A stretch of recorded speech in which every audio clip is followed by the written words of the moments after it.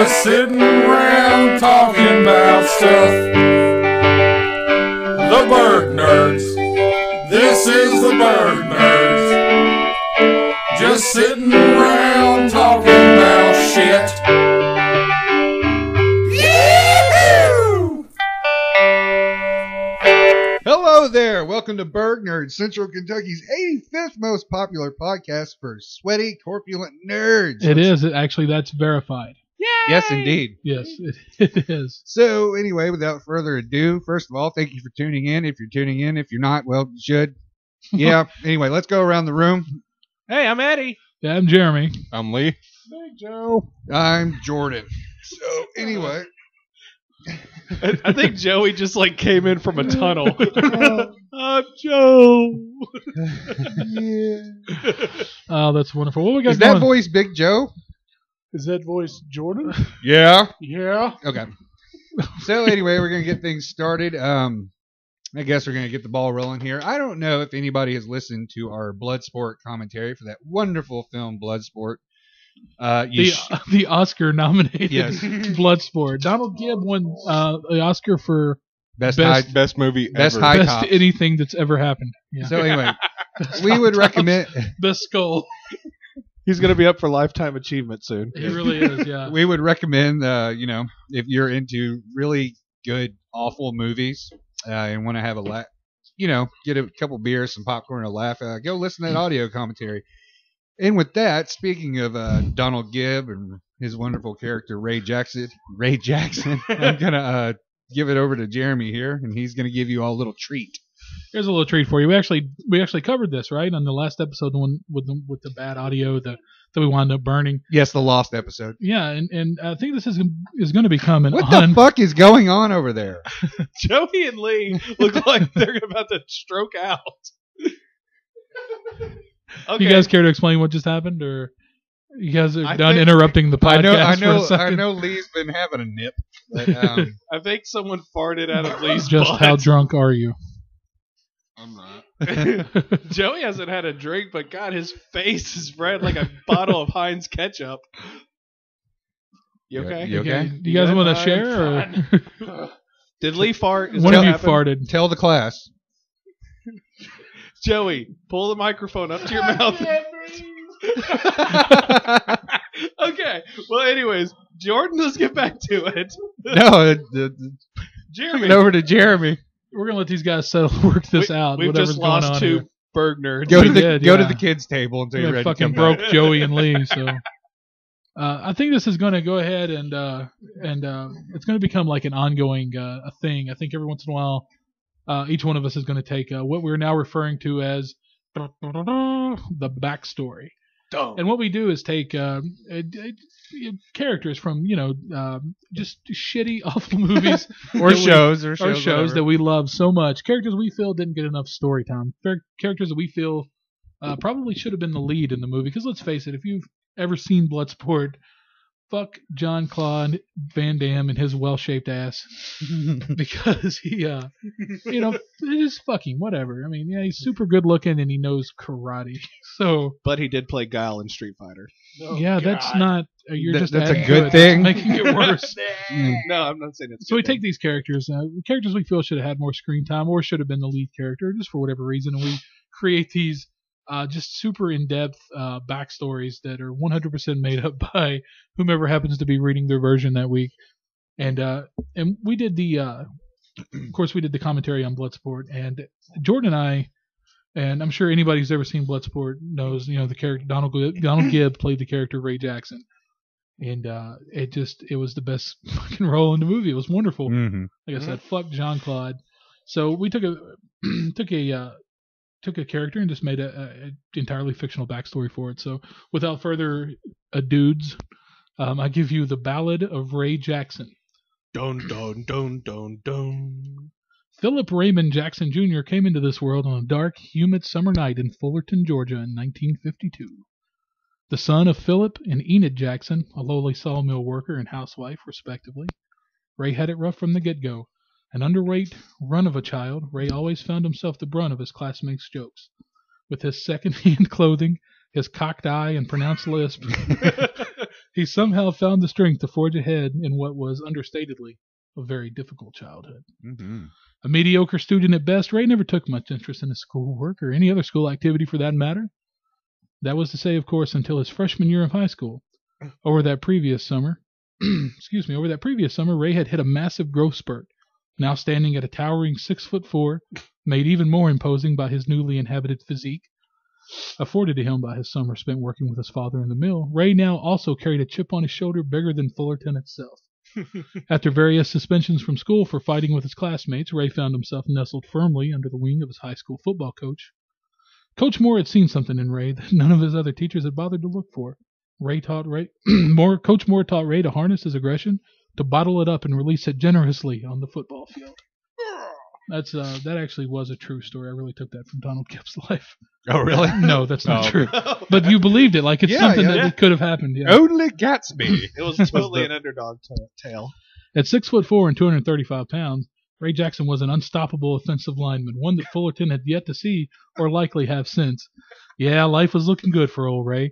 He began to make friends, earned the respect of his peers, and for the most part was keeping himself out of trouble. Oh. That was to say until the day he met the love of his life, Sandy Fitch. His senior year, Ray helped carry Fullerton High to the state championship, where they were set to battle their arch rivals, the Casey High Squatting Donkeys. Fullerton took the championship that year, but little did he know that this game of games served to be the catalyst that sets forth those wheels of fate a-turning toward what will be Ray Jackson's God-given legacy. Yeah. The rest of his senior year unfolded rather naturally and uneventfully. His confidence and peer respect was at an all-time high. He had Sandy, the love of his life, on his arm. Yeah, old Ray was sailing. Or so he thought. As it turns out, that young and lovely Casey High cheerleader for he so loved was about to break poor Ray's heart. Oh. Right? That's Yeah. terrible. Yeah, well, I mean, it just gets worse as it goes. I mean, It sucks getting your heart broken. It's okay, Jordan. What Ray didn't know was that Sandy had been hiding their relationship from her father, a millionaire fast food chain owner with the reputation of not only being a shrewd and surly businessman, but an evil, controlling goblin puppeteering his daughter's social life. I'll see every last Uncle Clucky's own burnt to the ground before I allow my daughter to court some shithill Miller's kid, Mr. Fitch spat upon hearing his daughter's newly found love. Young Philip Raymond was crestfallen upon hearing Sandy's confession. Immediately he decided that nothing would stop him from being with the love of his life. The young couple surmised that their relationship would be free to flourish at the end of the summer, as they both had been accepted to Adams College and would be far, far from home. That's a great reference. The Revenge of the Nerds, you caught that? Yeah. Yeah, Adams College. I remember that from the last episode. Ogre. Ogre. Nerd. Frankie. Upon hearing of his daughter's plan, Herbert Fitch began to make some plans of his own. After dragging his daughter Sandy out of college and back home, Mr. Fitch immediately began to lay bare his devious, underhanded plan of making sure that these two never as much as spoke to one another again. Sorry. After intercepting every single one of Ray's phone calls and having a few of his cronies tune up poor old Ray every time he tried to come around, I love that phrase. Sorry. Tune somebody up. young Sandy only assumed that Ray no longer loved her. Their fates were sealed once and for all when Mr. Fitch had forged a letter to Sandy from Ray detailing an imaginary, sordid love affair with another girl Ray had met at Adams College. That bastard. Son of a bitch. After several months, it seemed Ray just couldn't find an angle. Then one night at his favorite watering hole, he ran into Sandy, who was out on the town bar hopping with her best friend's bachelorette party. He sat at the bar that night knocking back beers when a familiar sound caught his ear. The distinctive, if angelic sound of a woman of his dreams laughing just mere feet behind him. He spun his head around and locked eyes with the woman he loved. Sandy averted her gaze as tears began to flow like water. Quickly she stood and excused herself and ran for the door. Ray leaped from his bar stool and gave chase after her. He caught up to her just outside in the parking lot. He grabbed her arm, spun her around, and without hesitation she slapped him. Hard. Harder! And began to sob as she pulled a crumpled envelope from her back pocket, dropped it at his feet, got in her car, and sped away. It was then that Ray had finally realized what had happened. He stood there in the parking lot of Dirty Dale's, clutching the letter Sandy's father had written, openly weeping when, as if on cue, thunder clapped louder than he had ever heard it before, and it began to rain. Several years passed since that fateful night. Years spent Ray fighting in amateur boxing tournaments, jumping from one sleepy town to the next, with nothing more to his name than the 1951 Harley-Davidson Panhead under him, and a general sense of loss and sadness buried deep in his miserable and broken heart. Oh. Most nights he spent camped out in the field, lying in the grass next to his bike. Some nights, though, the old cold ground was a little too much for him, and with the few dollars he had earned from his amateur fights, he'd spring for a cheap roadside motel. I reckon there's something about four walls and a lumpy rock-hard bed that can, if only momentarily, ease the burden of a sad man's soul. It was at a county fair in Broken Bow, Oklahoma, where he gets ready for a mid-card rumble, when Ray had finally caught wind of what undoubtedly would become his legacy. There was a smattering of rumors flying around the locker room that night. It seemed all the other fighters were cooing and carrying on about a fighting tournament held every 5 years in Hong Kong. This year it's supposed to be bigger than it has ever been, one of the fighters exclaimed. The last Kumite champion even killed someone at the last tournament, another fighter offered. And then, in that moment, Philip Raymond Jackson Jr. knew what it was he was going to do. Yes, it was time for a reckoning. Time to separate the men from the boys, his father had always said. It was time for Ray to reclaim his life. And while he sat there, taping his hands for the night's fight, Ray decided he was going to not just win the Kumite. It was not just going to fight in the Kumite, but by gum, he was going to win it and win back the heart of the woman he loved. Yeah! Very nice. Is it recording? Oh, okay, never mind. I didn't know if it was recording or not. I didn't see any of the little lights doing stuff. So, okay. That'd be so terrible. Oh, yes, it would. It'd be like the 8th time he couldn't get it. I just love the fact that these people in this little fair are like, Know about the Kumite. yeah, they're like, Kumite, the Kumite, man. Well, let's be fair. Everyone knows about the Kumite. Yeah, we know about the Kumite. We live in Lawrenceburg. So. Yeah. Well, that tells you something right there. Right? Yeah. Kumite is amazing. Mm-hmm. So, what do we got going on next month, Jordan? What's happening? What's the key event for next month for March? What's all the cool kids doing these days? I don't know about the cool kids, but we'll be going to the Lexington Toy and Comic Con. There will be zero cool kids there. There will be Actually, no cool everyone kids. will be cool there. Yeah, the Burg nerds will be in full effect at the Lexington Comic Con. We'll be out there handing out promotional stuff and Candy. basically just trying to get asses in seats to listen to us. And Yeah, Lexington Toy and Comic Con. It takes place at Rep Arena March 14th, 15th, and 16th. We plan on being there on the 15th. yeah, so come hang out with us and say hi. Definitely. And, yeah, Eddie, Joey, and myself, we will be dressed as the Beagle Boys from Yeah. DuckTales. DuckTales. I will be Babyface. I will be Baggy Beagle. And I'll be Burger Beagle. I'm just going to be Jeremy. Jeremy Beagle. Jeremy will be at a distance. If anybody would like to be Beagle Boys with us, we could use a Ma Beagle. Yeah, that's If good. anybody, just get yourself a red sweater. Hit us up on the Facci book. Yeah. It's Yeah. Italian. It's pronounced So, Facci. Lexington Toy and Comic Con. We'll Who are be you there. looking forward to meeting, Jordan, this year? I know you were talking about I want to meet Jim Cornette Jimmy and Cornette. get a Cornette face shirt. Louisville's own. I might talk to Vader. Oh, and Jim Cummings. I have to talk to definitely. Jim Cummings. Definitely, that's a good one. I was really stoked to get to talk to Cactus Jack. I actually met him at a con a couple years ago and got him to sign my copy of Have a Nice Day, which is kind of cool. I mean, I've got one copy that's signed by Cactus, but also my mom picked me up at a yard sale. She's like, I found this book. It's just about a wrestling guy. That's not what your mom So- sounds like. A wrestler. Jeremy, I bought you this book, and I like you right like it.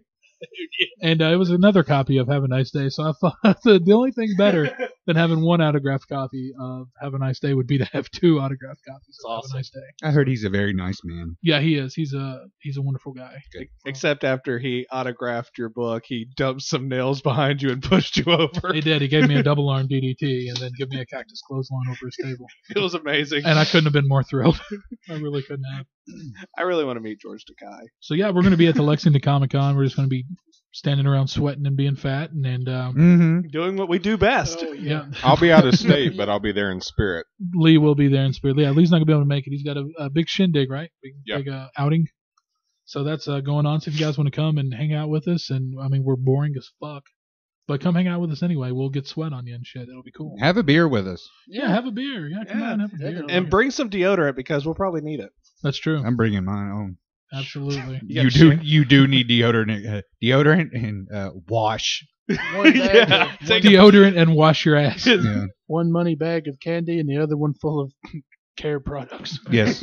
Yeah, so They definitely. deodorant. There's definitely- nothing. The only bad thing about Collins are just God. People just you think they never bathe or do their laundry. I think they go there, like, they don't get hotel rooms. I think a lot of people just fucking camp out in Well, their I mean, cars when and- we go to Dragon Con, I probably take 3 or 4 showers a day. Well, you fucking have to, walking around in Atlanta, costumes but and still, shit, I mean- and hot-ass Atlanta. Soap is your fucking friend. Yeah, I mean, seriously, most of the people at these cons are staying at hotels. They offer free shampoo, conditioner, and soap. Yeah, do you know Use that it. you can use as expensive. much water as you would like when you're Yeah. at a hotel? Yeah, Yeah. they don't have a cap on But that. I think hear. some people just kind of forget about that, and it's like being at like Woodstock.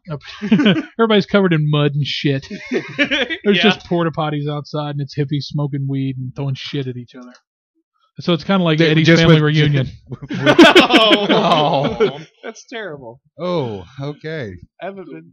Okay. I think I touched a nerve. Like, I just threw Eddie's name out there because he happened to be the one I was looking at when I made Actually, that no, joke. it's okay. I was gonna say mud and shit with Spock ears, but man, you threw in the family reunion thing.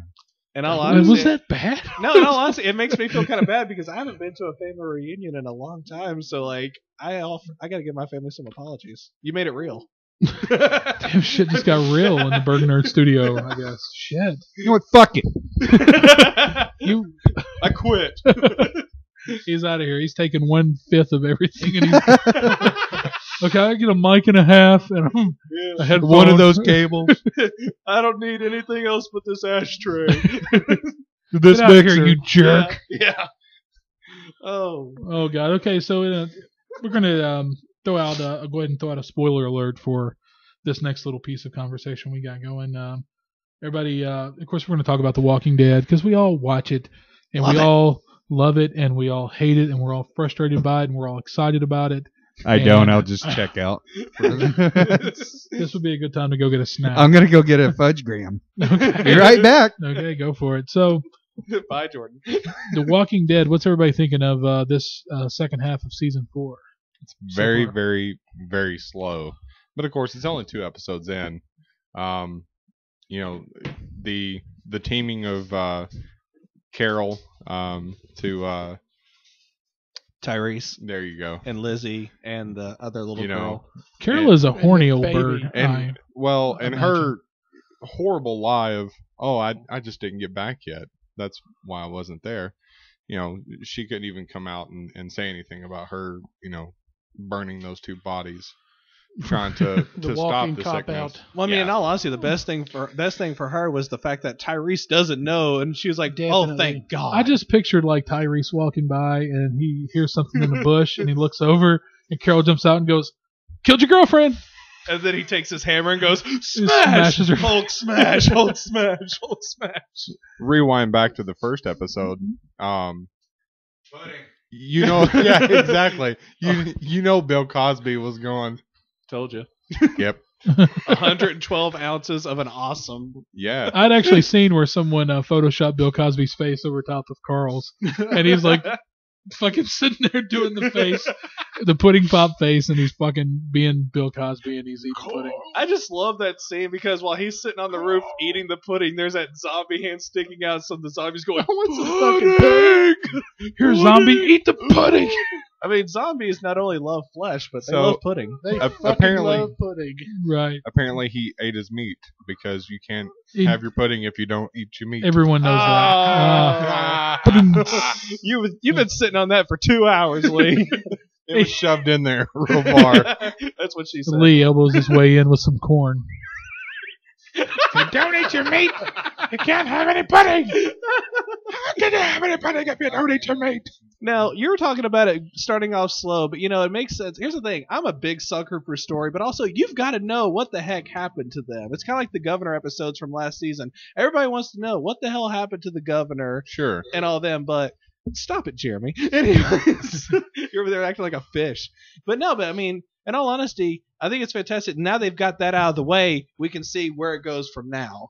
So, I don't really care. So it's all good. So I'm going to go ahead and ask this question. Who is at the door? What do you mean? Well, the very first episode, I guess it's technically episode 9 of season 4. The first Michonne. episode from the Yeah. half. It was Richard shown- Dreyfuss. See, that's what I said. I said It was Michonne, yeah, because she It came up is. and knocked on it. it might be Richard Dreyfuss. I think they're going back to how Michonne and Carl kind of developed a friendship, and Okay. I really hope not. I couldn't Yeah, you possibly be more bored with the premise for an episode of The Walking Dead. yeah, but Well, there was a big thing online. Everybody was talking about who's at the door. Who's at the door? Is it going to be as cut and dried as it's just Michonne? She found him and whatnot, or what's going on? And I was like, yeah, that's a good question. Are they kind of throwing us a curve? And then when I watched last week's episode, episode 10 of season 4, it actually showed, stay tuned for previews of next week's Walking Dead, and it showed Michonne and Carl and Rick walking somewhere together. So I was like, well, fucking, there's that. You know what I mean? Well, and plus, I think of what a lot of it plays into is in some of the earlier episodes, Michonne actually found comics in a couple of different Yeah. buildings Yep. for Carl. Yep. And that's why Rick. I think that's why he said what he did, and as it's. He had like a Carl. smirk on his face, like, Yeah. hey, it's your buddy. Yeah. As not my friend. The sword wielding chick with the dreadlocks. Do Yeah. you remember her from back at the prison where we got shot up? Yeah, she's at the door. and Yeah. plus, with the whole thing with Carl Michonne, the fact that during the second episode of this, new half right here, but it showed her, she had a kid, and Yeah. so having Carl there, in all honesty, she has comfort in being able to open up and also being able to interact with this kid. I just think it's a fantastic storyline between them two. So it's kind of like, hey, my kid's dead. I'll make you my kid. Well, I mean, it's not as surrogate crazy type as deal. Well, she couldn't have picked a shittier kid. Yeah. it's not as crazy as the governor and his daughter. I'm gonna comb your hair, zombie girl. So Yeah, no, I get that. But anybody got predictions for what's going on in this All I season? know- What's going to happen? What's going to unfold? Right now, I'm just curious as to how. I believe his name is Ford or whatever it is. You're talking about the military guy that just showed up at the end of this last military week's season. Melvin at the end of it. Yeah, Abraham. Abraham, yeah.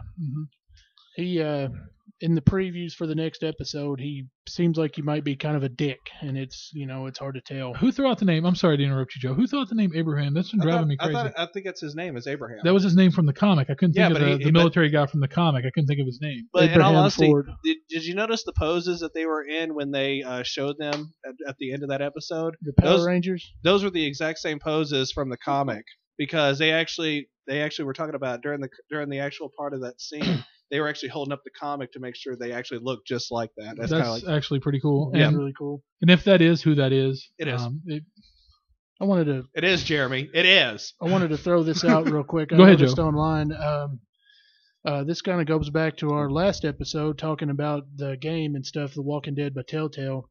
Yeah. Rumor has it that there is a possibility that there will be a crossover. Hmm. For some of the game characters may possibly show up on the show. And I Really? thought that was really cool how That's they pretty may do neat, that. yeah. They said that they love the idea of it. and just about haven't- 17 people are going to get that reference. Yeah. Yeah. Well, I think if it is, Eddie is 100% sure that it is. Then this leads us to I think they're going to wind up being out on the road for a while, probably the rest of the season, and that's going to with the introduction of Alexandria. Abraham. Yeah, they're going to be heading into the Alexandria Yeah. territory, which is if you read the comics, you already know, so it doesn't matter. It is a spoiler alert. It's this whole thing's been a fucking spoiler, but it's a huge development. It was like I think they said 5 or 6 times the size of Woodbury. Oh, And it's Lord. actually right outside of DC, and I guess the mayor of this development is actually a former DC politician. So that's kind of where it went in the comics. And of course, those motherfuckers can't stay anywhere long before shit just hits the fan. Yeah. So, but in Alexandria in the comics, we lost a lot of good characters too. So So they're kind of like all a bunch of bad luck Bryans. Like, yeah, these fuckers. They can't be happy anywhere. They get shit going and drama bullshit And happens. spoiler alert, I know who's at the door. That was a sharp P. I'm so sorry. That's Um, quite all right. Wilford Brimley. It is Wilford Brimley. Yeah. Yeah. He's gonna berate Carl for eating all that pudding. He's like diabetes. You know, boy, you're going to end up with Diabetes. That's right. Now, in all honesty, I noticed in that second episode, Tyrese, Carol, Lizzie, and the other girl that is scared of Lizzie.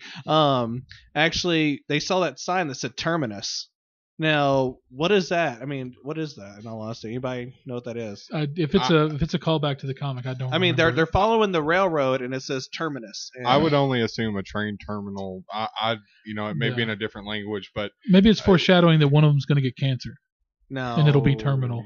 Oh, I can only hope that's Carl. I hope they survive. Snot nosed little I shit. still like Lee's idea of the walking diabetes.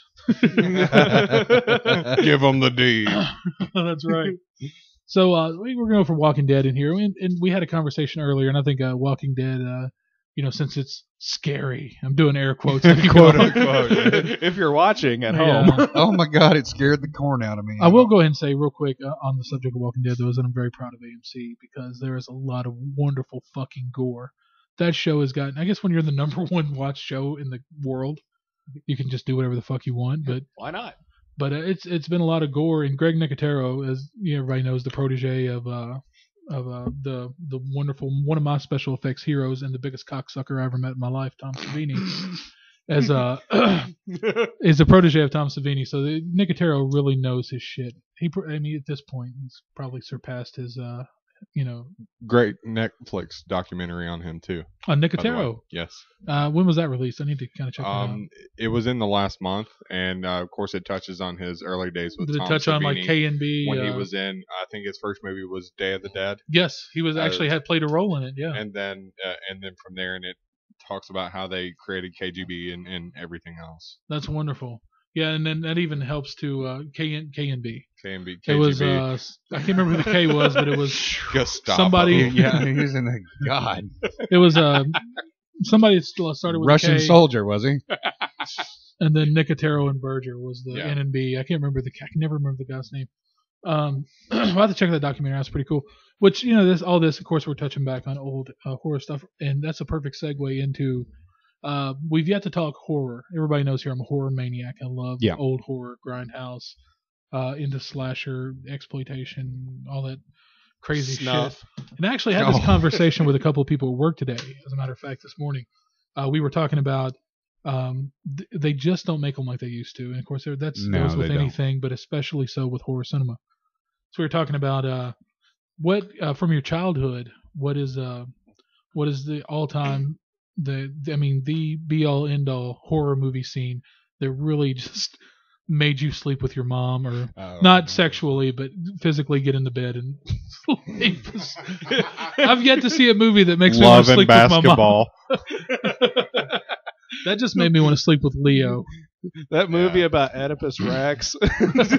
So, for me, I got to go ahead and say the original Exorcist, and of course I didn't see the director's cut come out much later.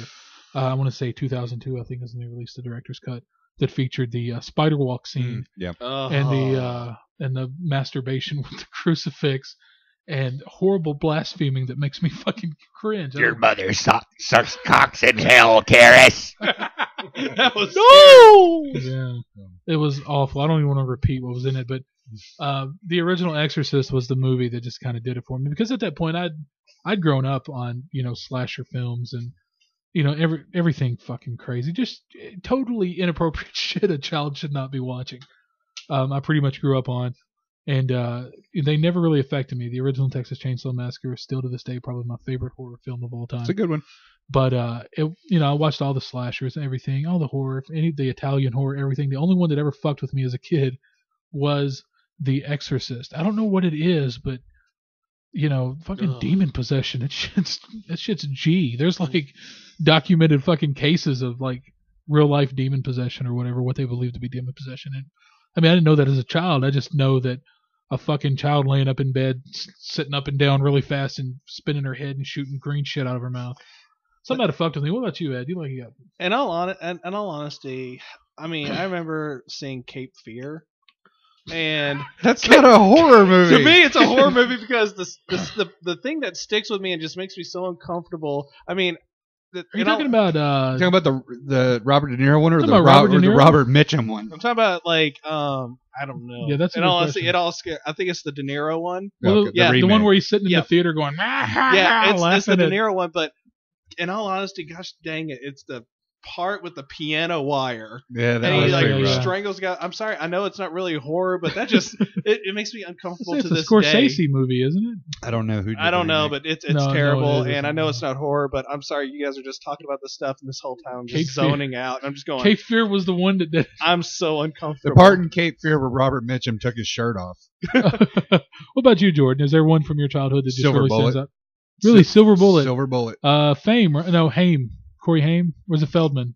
Haim, I It was believe. Haim, and yeah. Gary Busey. Gary Busey. I don't yeah. know. That movie came out when I was little, and that movie just scared the shit out of me. Mainly at the very end when they thought they killed him, Uh-huh. and he just came screaming back up, and I remember running behind the chair and like crying. I still to this day put that big piece of shit of a film right up there with like American Werewolf in London and The Howling is like some of my favorite werewolf So films. I'm going with Silver Bullet. That's a good one. What about you, Joe? What you got? Kind of funny. I think I talked about this maybe in our first podcast about something about Cat's Eye.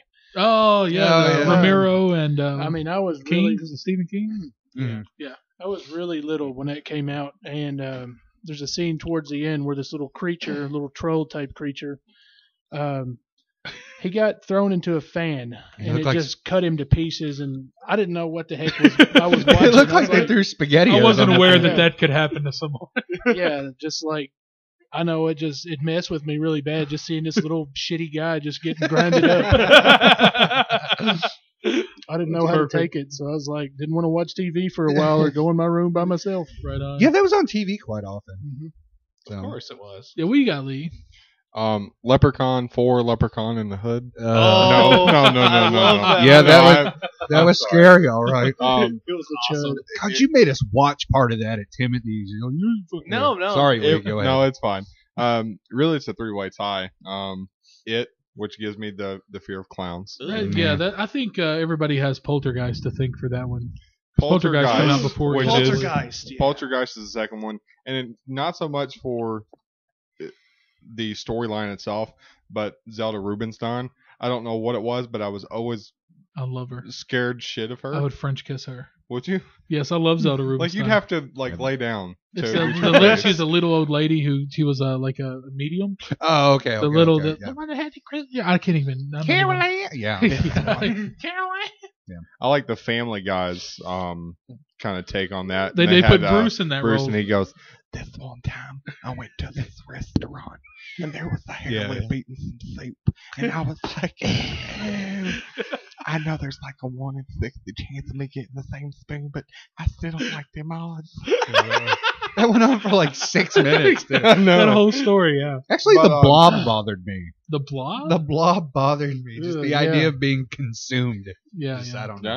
Yeah. Okay, you brought something back up from the vault. Thanks, Lee, because you're talking about Poltergeist and the part where she's at the TV Yeah. and the snow. They're That's, here. in all honesty, I remember when I was a kid, every time the TV went to snow, I freaked out. Absolutely. Because that scene just kept sticking with me. So I think thanks. you just dated yourself because that was back when television went off the air. Actually, I'm gonna chime in really quick with Poltergeist. Sorry, a lot of hard P's. Poltergeist 2. I think a lot of people they're like, oh, Jason or whoever is scariest. To me, the scariest movie villain was Henry Kane from Poltergeist. Really?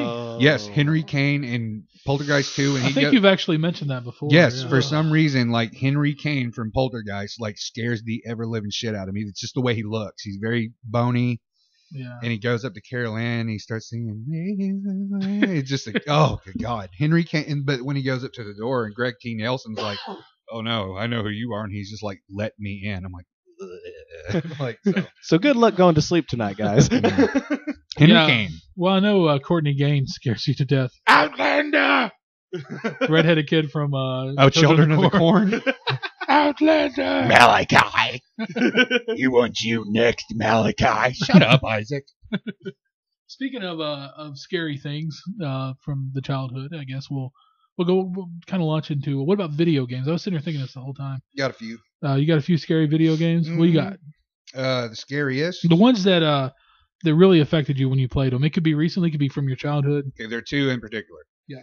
In terms of making me actually shriek, there's only been one game that has actually made me shriek and scream. That would be Fatal Frame 2.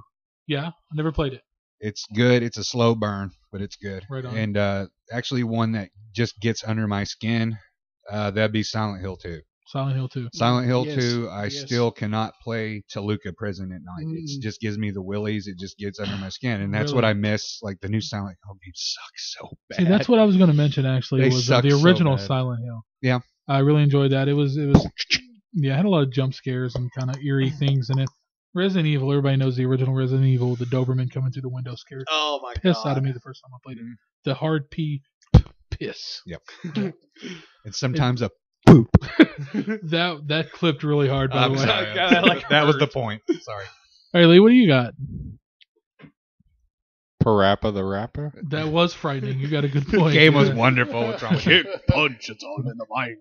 What about you, Eddie? You look like you had something to say. I actually have 3 of them.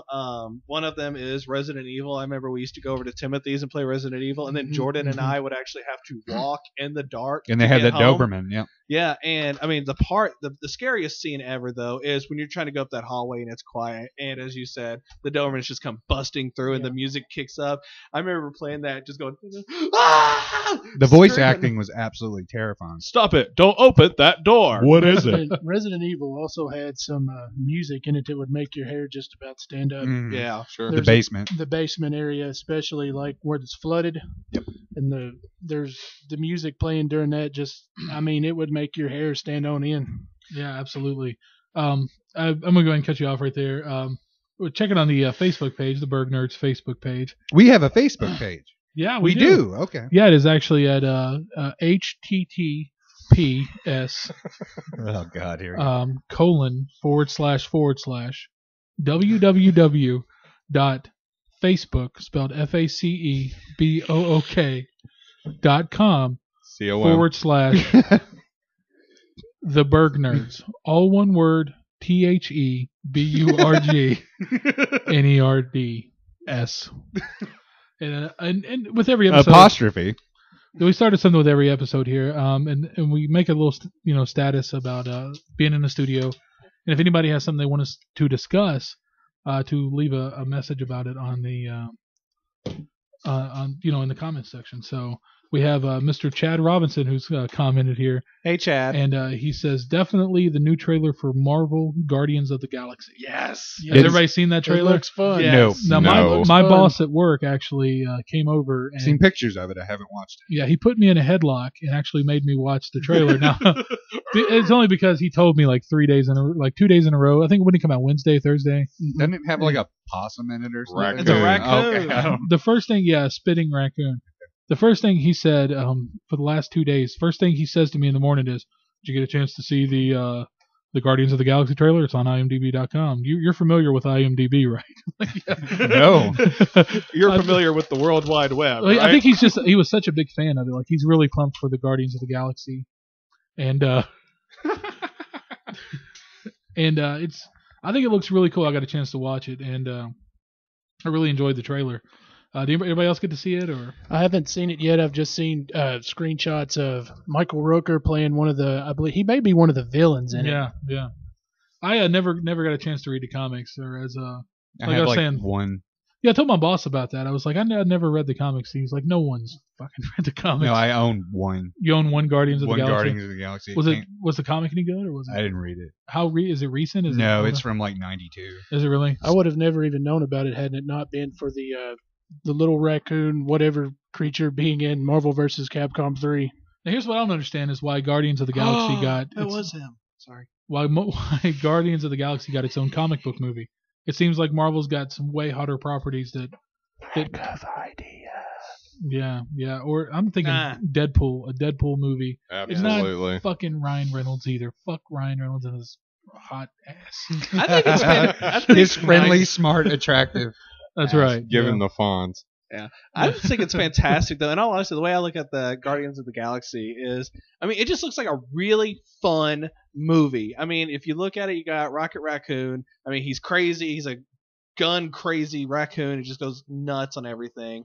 But I just think it's a fantastic idea just to give them a fun adventure movie that I think will just go with audiences of many ages. Right. And in God, you that sound like case, Gene Shalit. and in that case, And goodbye from the You nice know what? guy. Shut up, Jordan. I don't like Dragon Ball Z was an excellent movie in that case. You know what? Dot, Hey. dot, dot. Wow. Wow, Jordan's rubbing off on you, Excellent Joey. movie. Okay, here's the thing. There's way better Marvel properties that could be optioned for film. I think Deadpool Yeah, being Deadpool, one, I and we love have the Deadpool. upcoming Ant-Man that's supposed to be released. Not that I was ever a fan of Ant-Man, but yeah, I mean whatever. He was like a dead. Why don't we go with Iron Fist while we're at it? They're doing an Oh, Ant-Man dude, movie. really? Well, You here's know- the thing: is that I have faith in Ant-Man because it is being helmed by Edgar Wright of Shaun of the Dead, Hot Fuzz fame, and most recently, what was the third one in the Blood and Ice Cream trilogy? The World's End. The World's End. Yes, I did. I saw that. I liked it. I didn't like it as much as the first two, but I did enjoy Awesome it. movie. Yeah, It was World's End was amazing. But there's just way better properties out there. I want to see a fucking Deadpool movie. I'm gonna cue in on that. The Deadpool game was not great at all, but was it Nolan North? Mm-hmm. Nolan North did his voice, and I think he did a terrific job Well, as Nolan Deadpool. North does a lot of voice work. I really like Nolan North. Yeah, I would like to see him do his voice if it was a movie. It could be anybody playing it, but Nolan North kind of hit the nail on the head, breaking the fourth wall and everything like that. Yeah, right on. I know it's not Marvel, but I would like to see another Spawn movie. Oh, Definitely. yes. One done correctly. Yeah, With like, yeah. I know McFarlane at one point wanted to make one, but he wanted to focus on like Sam and Twitch, and Yeah, I would yeah. actually really like that. Just Yeah, one yeah. mainly, but with Sam and Twitch and kind of Spawn in the background. I Yeah, never. yeah. I mean, I read Spawn when it first came out. I liked it. Food Town. Remember they had a comic book section at Yeah. Food Town, Mhm. and actually picked up my Spawn and Pit #1. Oh, I remember Yep. Pitt. Yeah, within I think like a month or so of each other or something. That was back when Todd McFarlane. I think he had just launched Image Comics, yeah. so that was good. Yeah, Took a a lot of Spawn people movie with done right. Not to say that the movie was bad. It was watchable. It was a but- decent comic book movie. but it's it's whatever. I mean, it was a decent comic book movie. I agree. What is your favorite comic book movie? Spider-Man 2. Spider-Man 2. I knew you were gonna say that. I knew these answers already. You know why? Because we're friends. Nice. What about you, Joe? I'm gonna have to say The Watchmen. I thought it was freaking brilliant. I cannot good. agree more. Watchmen is hands down my favorite comic book series. Had a short life, a 12 issue run, the original Watchmen, and say what you will about Alan Moore and how big of a cocksucker he can be, but because I've heard horrible stories about how big of an asshole Alan Moore is, but that son of a bitch writes good comics. He does. Definitely. And of course, V for Vendetta, the original V for Vendetta comic was Alan Moore all over it, and that was a wonderful comic book movie too. But Watchmen, I agree with Joe. Watchmen is probably my favorite comic book movie. What about you, Lee? I have nothing. The Peanut Butter Solution. Yes. I really like the X-Men movies. The first two. Yeah. The Yeah. second one was After yeah. that, like X-Men Origins Wolverine Ugh. was fine, but then No. they came out with the Wolverine, and I'm not sure how many adaptations they want to try and make. Right. But the first two were great, and they've got 2 more in the works. So those will be fun to watch. Yeah, absolutely. I want to see Jennifer Lawrence as Mystique. I just want to see Jennifer Lawrence. I almost walked out of X-Men Origins Wolverine. Really? Yes, Yeah. I thought that movie was absolute horse shit. I thought the first 20 minutes. The beginning was the great. beginning was very good when it was him and Sabretooth, and it Oh, should have yeah. been him and they Sabretooth. just And it crammed just, too much shit in there. It's like X-Men 3. They did the same thing. They put Yeah. way too many I will characters come to in the it. defense of X-Men 3, and I will say the only good it thing wasn't about terrible. it was watchable, but Yeah. it wasn't anything like the first two. Oh, the Bryan no. Singer helm. That's what you get when you get Ratner. Brett Ratner? I mean, fucking guy did Rush Hour. I mean, come on, really, we really want him on our comic movies. I will say, just real quick, X-Men 2, you couldn't have got a better Nightcrawler. no, Definitely. that was They nailed yeah, him. absolutely. Dead. But Dead what on. I will come to the defense of X3 is definitely Juggernaut, being able to see Juggernaut. Now, yeah. say what you will about Vinnie Jones playing Juggernaut. I that's love fine. Vinnie Jones. Though. I don't care. It was just really cool. I do love Vinnie Jones. Not a lot as Juggernaut, but it was just really cool to finally see Juggernaut on screen. Yeah. There's no such thing really, honestly, as a bad comic movie because you're getting to see, things you grew up with finally come to life. Sure. And, for the most part, they're fairly well done. But 'Cause he's the Juggernaut, bitch. My one complaint is Damn, the lack Charles. of Gambit. Mhm. The lack of Gambit and the screen time and the storyline there. a lot of people had to complain about the lack of Gambit. I really like him, his character. Mhm. In all 3 minutes he was in the movie. Yeah. He had no business being in that movie. No. If Here's Gambit, kids. Remy. he was at the end, so there you go. I'm fine. And that movie. but and a lot of people like Gambit. A lot of people love Gambit. They grew up on Gambit. I loved the lack of Gambit in the movies. I just wasn't a big Gambit fan. A lot of people loved him, and that's fine and cool. I just didn't really get into Gambit. I never was a big Gambit fan, but I did it first until he started schmoozing in on a rogue, and I was like, Yeah, you were really mad about Jordan that. was pissed about that. I'm a rogue guy. He blogged about That's it. where my love for red hair and green eyes came from. So, ladies, if you're listening, Oh, God, just stop. It's a new idea for a Cut it, topic. Eddie. Definitely a new idea for a topic. Right on. Well, we're gonna go. Oh, we'll have to get to that later. That's a good. Yes, we'll get to that later. Fair enough. But what we are going to do right now is we're going to go ahead and put out a disclaimer. If you are listening up to this point, Warning! Yeah. Warning! and if you have been, Danger, Will Robinson. if you have been in any way offended by anything, sour you've- look. if you've been in any way offended by what you've heard leading up to this point, Oh, you're dear. going to really be fucking offended at everything you're going to hear from there. And we're going to give you a disclaimer. It's going to get red banned up in this bitch. It's going to get really red banned. It's going to get not rated. It's going to get XXX. sexually explicit. Seriously. Sexually explicit. So if you don't Very immature. very immature. Lots of language. Yes. Cats. No. Fart. Booger. So, seriously, if you get offended, guys, listen to Jeremy. Yeah, it's best to stop GTFO. listening now. So we're launching into this conversation that we had, and this is just a carrying conversation that we've had forever. The conversation that we've just kind of added to, like it'll arise, and it'll be added to, and then it'll go back into the ether, and then it'll come back, and it'll come knocking again. It's like a bad piece of furniture. It's always in the fucking way. It's always around this conversation. Now everybody is familiar with that list that came out in the late '90s. You know, the whole there was like a list that was produced online, and it involved like the Dirty Sanchez and the Donkey Punch, Hot Carl. and the Hot Carl, and the the New York style taco, and we're all familiar with those. And if you're not, fucking Google them. We don't have time. But, Just not with the kids around. Blue waffle. send the kids Image to bed. safe search off. Oh, image safe search off. So what we do is from time to time we come up with new sexual ones to add to the list that we give our own names to. And we were talking about this earlier because we were kind of negotiating on whether or not to put it into a Burg Nerds episode. But and I think Lee probably had the best one. And Lee, would you like to explain this? The one that you're going to be adding to the infamous list of sexual positions that no one in their right fucking mind is ever going to try. I'm going to add two. Oh, I'm even more excited. God. Oh, boy. I'm going to start with the first one.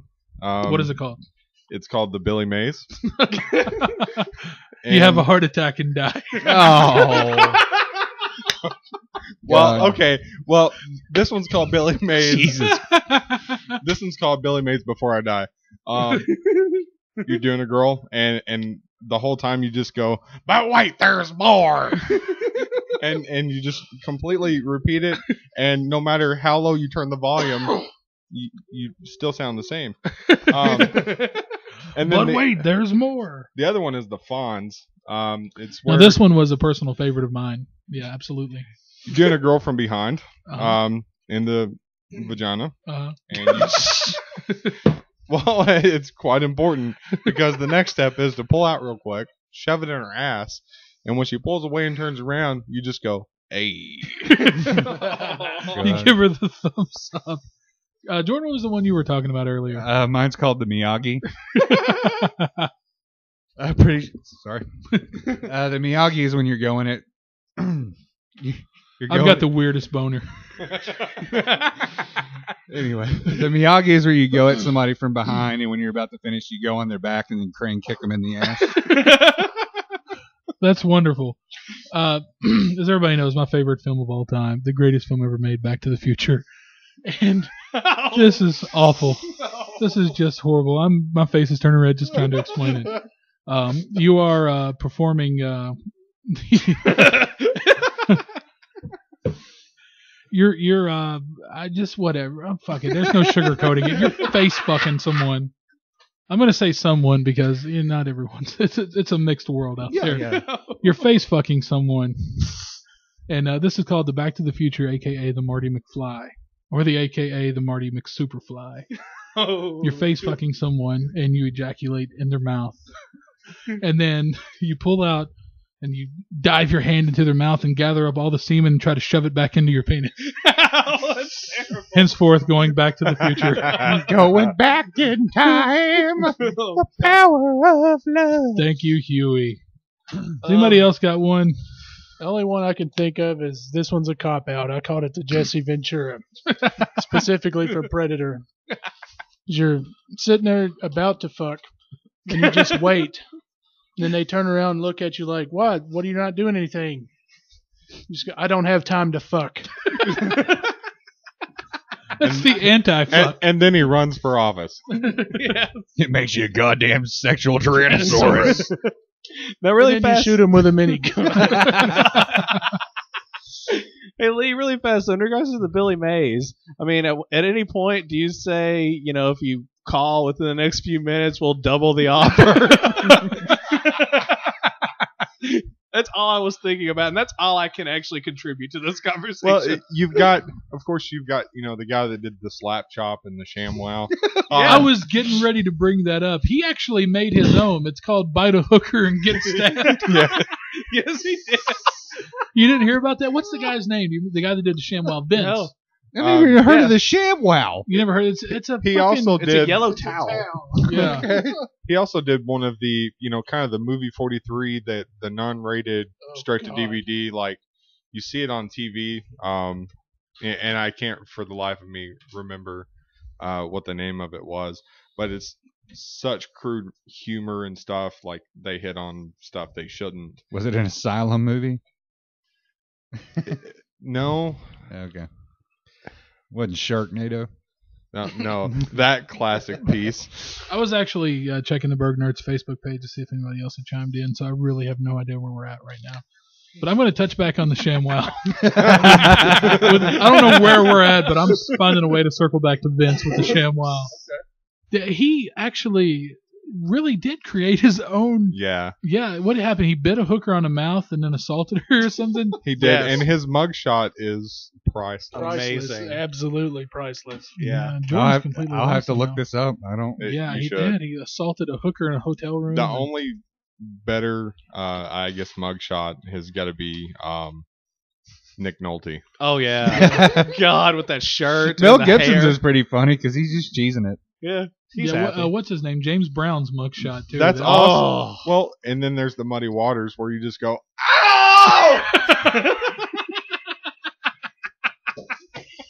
I think on that note, that's going to do it for us tonight. We're the Burg Nerds. My name is Jeremy. This is Eddie. I'm Jordan. Joe. I'm Lee. All right, guys, we're going to call tonight.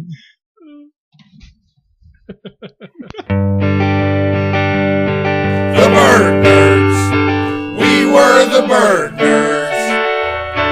Just sitting around talking about stuff. The Bird Nerds. That was the Bird Nerds. Just sitting around talking about shit.